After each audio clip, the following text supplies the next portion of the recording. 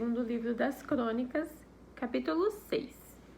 Então Salomão orou assim: Ó Senhor Deus, tu resolveste viver entre as nuvens escuras, mas agora eu construí para ti uma casa, um lugar onde viverás para sempre.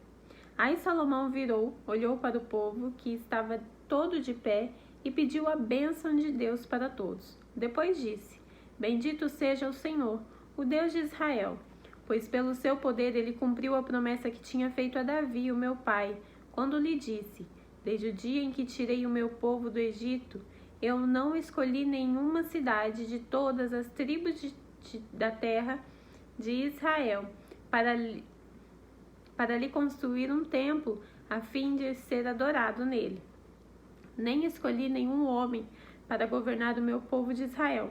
Mas agora escolhi Jerusalém como lugar onde serei adorado e escolhi você, Davi, para governar o meu povo. Então Salomão continuou: Davi, o meu pai, tinha planos de construir um templo para a adoração do Senhor, o Deus de Israel. Mas o Senhor lhe disse: Você fez bem quando planejou construir um templo para mim. Mas você não o construirá. Será o seu filho quem construirá o meu templo. E agora o Senhor cumpriu a sua promessa. Eu fiquei no lugar do meu pai como rei de Israel e construí o templo para a adoração do Senhor, o Deus de Israel. Ali eu coloquei a Arca da Aliança, onde estão guardadas as placas da pedra da aliança que o Senhor Deus fez com os povos de Israel. Então, na presença de todo o povo, Salomão ficou em frente do altar e levantou as mãos. Ele havia mandado construir no pátio do templo um estrado quadrado de bronze que media 2,20 metros em cada lado e 1,30 metros de altura. Ele subiu no estrado e, na presença de todo o povo, se ajoelhou, levantou as mãos para o céu e orou assim: Ó Senhor Deus de Israel, não há Deus igual a ti no céu ou na terra. Tu és fiel à aliança que fizeste com o teu povo e lhes mostra o teu amor quando eles, com todo o coração, vivem uma vida de obediência a ti. Pelo teu poder, cumpristes a palavra que fizeste a Davi, o meu pai. No dia de hoje, todas as palavras da tua promessa foram completamente cumpridas. E agora, ó Senhor, Deus de Israel, eu te peço que cumpras as outras promessas que fizeste ao meu pai, quando lhe disse que sempre haveria um descendente dele governando como rei de Israel, contanto que ele te obedecesse com os mesmos cuidados com que ele obedeceu. Portanto, ó Deus de Israel, faze com que se cumpra aquilo que prometeste a teu servo Davi. Mas será que, de fato, ó Deus, tu podes morar no meio de nós, criaturas humanas aqui na terra? Tu és tão grande que não cabes nem mesmo no céu. Como poderias este templo que eu construí ser bastante grande para isso? Ó Senhor meu Deus, eu sou teu servo. Escuta a minha oração e atende os pedidos que te faço. Olha de dia e de noite para este templo, o lugar que escolhestes, para nele seres adorado. Ouve-me quando eu orar com o rosto virado para este lugar. Escuta as minhas orações e a oração do teu povo quando eles orarem com o rosto virado para cá. Sim, da tua casa no céu, ouve-nos e perdoa-nos.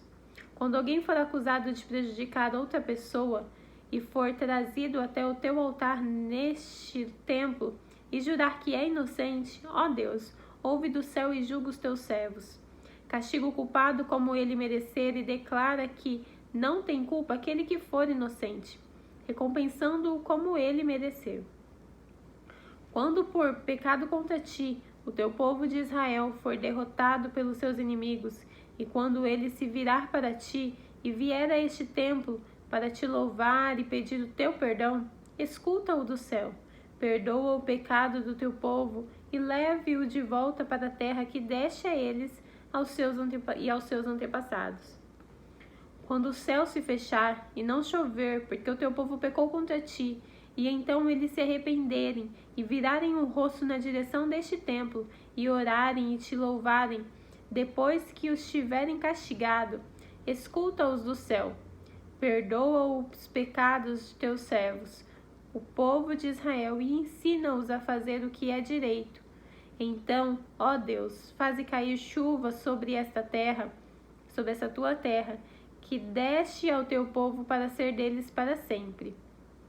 Quando nessa terra houver falta de alimento, ou houver pragas, ou colheitas forem destruídas por ventos muito quentes, ou por bandos de gafanhotos, ou quando o teu povo for atacado pelos seus inimigos, ou quando houver pestes ou doença entre o povo, escuta suas orações. Se alguém do teu povo de Israel sentir o peso da sua desgraça e do seu sofrimento, estender as mãos na direção deste templo e orar, escuta a sua oração. Ouve o teu povo do teu lar no céu e perdoa-o e o ajuda-o. Só tu conheces os pensamentos secretos do coração humano. Trata cada pessoa como merecer, para que o teu povo te tema e te obedeça todo o tempo em que eles viverem na terra, que deste aos nossos antepassados. Quando o estrangeiro que viver numa terra bem longe daqui ouvir falar da tua fama e das grandes coisas que tens feito, e vier te adorar e orar com o rosto virado para este templo, ouve a sua oração. Lá do céu onde vives, escuta-o e faze tudo o que ele pedir, para que todos os povos da terra possam te conhecer e temer, como faz o teu povo de Israel. Então eles ficarão sabendo que este templo que eu construí é o lugar onde deve ser adorado. Quando ordenares que o teu povo saia para a guerra contra os seus inimigos, e o teu povo orar a ti, virado para esta cidade que escolheste, e para este templo que construí em honra do teu nome, escuta do céu as suas orações e os seus pedidos, ouve-os e dá-lhes a vitória. Quando o teu povo pecar contra ti, e não há ninguém que não peque, e na tua ira deixares que os seus inimigos os derrote e os levem como prisioneiros para alguma terra inimiga, longe ou perto daqui, escuta as orações do teu povo. Se ali, naquela terra, eles se arrependerem e orarem a ti, confessando que forem pecadores e maus, ouve as suas orações, ó Deus. Se, naquela terra, eles verdadeiramente e sinceramente se arrependerem e orarem a ti, virados na direção desta terra, se este que deste aos nossos antepassados dessa cidade, que escolheste deste templo que construí em honra do teu nome, escuta as orações deles. Do teu lar no céu, ouve-os e dá-lhes a vitória, perdoa os pecados que o teu povo tem cometido contra ti. Agora, ó meu Deus, olha para nós com simpatia e ouve as orações que foram feitas neste lugar. Levanta-te, ó Senhor Deus, e vem para o lugar de descanso, junto com a arca da aliança que representa o teu poder. Que os teus sacerdotes façam sempre o que tu queres, e que todo o povo fique alegre por causa da tua bondade. Ó Senhor Deus, não rejeites o rei que escolhestes, lembra do teu amor para com teu servo Davi. Capítulo 7. Quando Salomão terminou a oração, desceu o fogo do céu e queimou completamente o animal oferecido em sacrifício e os outros sacrifícios que tinham sido oferecidos, e a glória do Senhor Deus encheu o templo. E por causa dessa luz, os sacerdotes não puderam entrar no templo. Ao verem o fogo descer e a glória do Senhor encher o templo, todos os israelitas que estavam ali no pátio se ajoelharam e encostaram o rosto no chão. Eles adoraram a Deus e o louvaram, dizendo: Louvem a Deus o Senhor, porque Ele é bom e porque o seu amor dura para sempre. Então o rei e todo o povo ofereceram sacrifícios ao Senhor. Salomão ofereceu em sacrifício 22.000 bois e 120.000 ovelhas. Assim, o rei e o povo dedicaram um templo ao serviço de Deus. Os sacerdotes estavam nos seus lugares e os levitas também, com os instrumentos de música sagrada que o rei Davi tinha feito para eles tocarem acompanhando o cântico. O seu amor é eterno. Era assim que eles executavam os cânticos de louvor feito por Davi. Todos os israelitas ficaram de pé enquanto os sacerdotes que estavam em frente dos levitas tocavam as trombetas. Salomão dedicou também ao serviço de Deus a parte central do pátio que ficava em frente do templo. Ali, ele apresentou as ofertas que foram completamente queimadas e a gordura dos animais que haviam sido oferecidos nas ofertas de paz. Salomão fez isso porque o altar de bronze era muito pequeno para os sacrifícios que eram completamente queimados, para as ofertas de cereais e para a gordura das ofertas de paz. Depois, Salomão e todo o povo de Israel comemoraram durante 7 dias a festa da dedicação do altar. Estava ali uma enorme multidão, pessoas que tinham vindo do país inteiro, desde a subida de Remate no norte até a fronteira do Egito no sul. No dia seguinte, começaram a comemorar a festa das barracas, que também durou uma semana. E no dia seguinte, fizeram uma grande festa de encerramento. No outro dia, o dia 23 do 7º mês, o rei mandou o povo para casa. Todos foram embora felizes e alegres por causa de todas as coisas boas que o Senhor Deus tinha dado a Davi e a Salomão e ao seu povo de Israel. Assim, Salomão acabou de construir o templo e o palácio real. Todos os seus planos para a construção do templo e do palácio deram certo. Então o Senhor Deus apareceu de noite a Salomão e disse: Eu ouvi a sua oração e escolhi este templo para ser o lugar onde serão oferecidos os sacrifícios. Quando eu fechar o céu e não deixar que chova, ou ordenar aos gafanhotos que destruam a colheita, ou mandar uma peste atacar o povo, então, se o meu povo, que pertence somente a mim, se arrepender, abandonar os seus pecados e orar a mim, eu os ouvirei do céu, perdoarei os seus pecados e farei o país progredir de novo. Escutarei com atenção as orações que foram feitas neste templo, pois é o templo que escolhi e separei para ser o lugar onde deverei ser adorado para sempre. Eu tomarei conta dele e sempre o protegerei. E se você, Salomão, me servir fielmente como fez Davi, o seu pai, e se obedecer às minhas leis e ordens, e fizer tudo o que eu mandar, então eu firmarei o seu poder como rei. Cumprirei assim a aliança que fiz com Davi, quando lhe disse que Israel sempre seria governada pelos descendentes dele.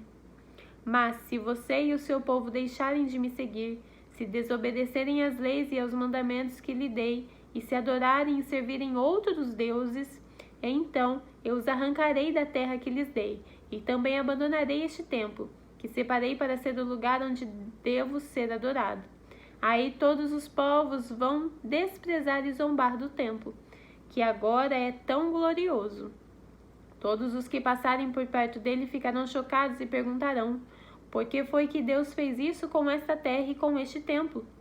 E a resposta será: foi porque os israelitas abandonaram o Senhor, seu Deus, que tirou do Egito os antepassados deles.